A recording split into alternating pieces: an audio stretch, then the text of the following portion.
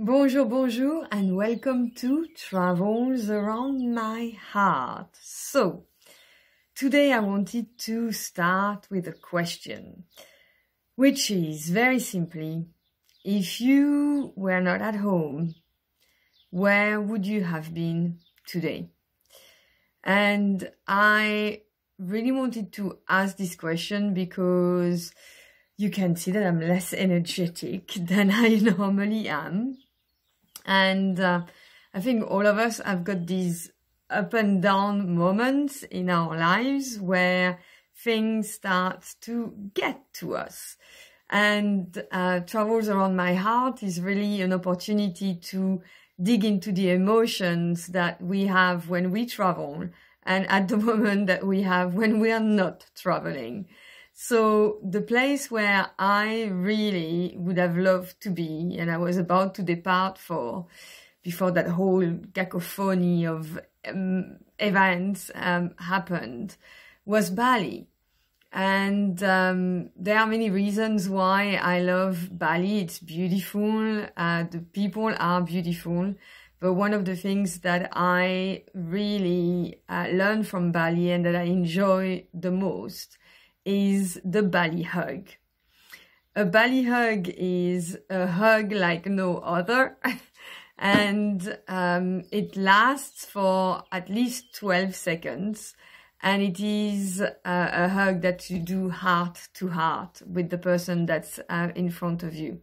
And the result of that is that your energy is really sinking and you get to really lean into the other person in a way that you cannot do when you hug very shortly. So, you know, I come from a culture actually where hugging is not really what we do. I got to start hugging in Denmark because I had a Danish boyfriend for a while, but they're really short hugs, but you know, lovely. But when I got to Bali, and when I go to Bali, I always stay in Ubud. I don't like Seminyak or Kuta, which are in the south. It's just full of tourists. Canggu is not really my scene. That's more the kind of surfing paradise. And what's funny is that if you go to Canggu, it's a majority of men hanging out there, and if you go to Ubud, it's a majority of women. And the hug really helps you heal as well. It helps you connect with people and create friendships that are deep from the word go. It's quite incredible how you can cut through so many things just by hugging someone and taking the time to feel their energy. And immediately you know if there are people that you're going to get on with or not get on with. And I wanted to speak about that because I seriously miss hugging and kissing as well. I didn't really realize how physical I was until this whole thing started. And you know, I don't know about you, but I'm sure that there are things that you have discovered about yourself that you didn't know you missed that much. In a way, it's the same as, for me, missing a really fabulous cup of English tea. You know, you just long for one because you can't have a real one, which is why, and you know, I've shared that before, I bring my tea bags, my English tea bags on all my travels. And I started doing a little bit of research actually on hugging, you know, because when I feel something, I like to know why I feel this way. Because it's, you know, it's something that I've taken on. Actually, I didn't grow up with hugging, but it's such a lovely thing that I could do it for the rest of my life, obviously. And I did this research because I had heard that a woman needs to be hugged once a day. So I went into there and I found an article. And yes, there is a research that shows that. And that, you know, the saying that an apple a day keeps the doctor away. Well, it's the same thing. A hug a day keeps the doctor away. And they're saying that actually when you hug someone, it increases levels of oxytocin, which is the love hormone, and that it reduces the level of blood pressure. So of course it increases also the health of your heart. So it is really actually really good for the health. But because it's something that you do with two people, it's also beneficial to the other person. Yes, it's reciprocal. It's a two-way thing.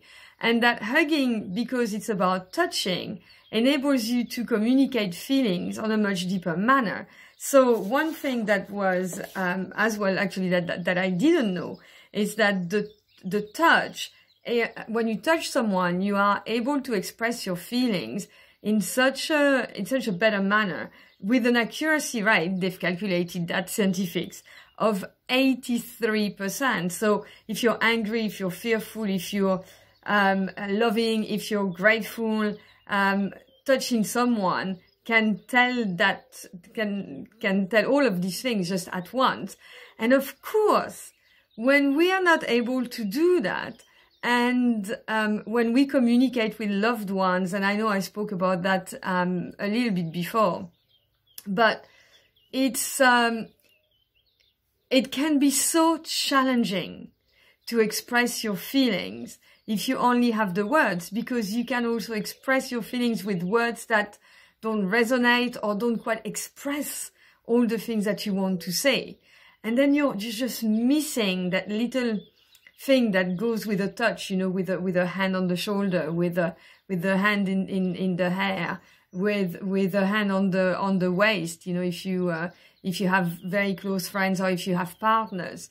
So I wanted to share this because a lot of us are missing our friends. My friends are all over the world and I can't see them at the moment. Or only I can't touch them and I can't hug them. That's what I wanted to say.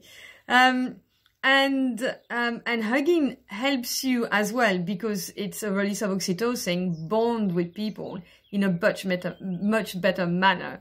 So I don't know how we're going to learn how to bond with people doing this video thing. And I don't know how long it's going to last. And this morning, you know, when I woke up, I thought, oh, do you know what I'm going to do? I'm going to go and buy some of these plastic overalls that you see in NCIS, you know, on crime investigation scenes, in order to buy one for myself and give one to another person whom I want to hug, put on the mask and just hug and feel someone. But there are, you know, so the next thing that I could do, because I don't have that at the moment, was to put on my Bali dress, to call a couple of friends that I have in Bali or leave messages and tell them that I was thinking about them. And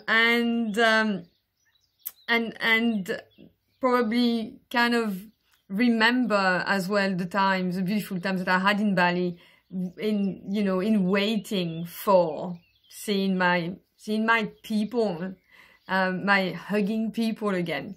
So just to say that if you have someone to hug, go and hug them now. Increase your level of oxytocin, increase your bonding with whomever is in your home. And I'd love to know what is it that you miss the most, and what is that thing that you would love to do. Traveling enables us to meet so many people and to create so many new friendships. And now it's just a time when we have to make more efforts to create friendships on a different level, waiting to hug our new friends when we make them online and remotely. So thank you for listening, and I wish you a lovely day from the bottom of my heart. Goodbye.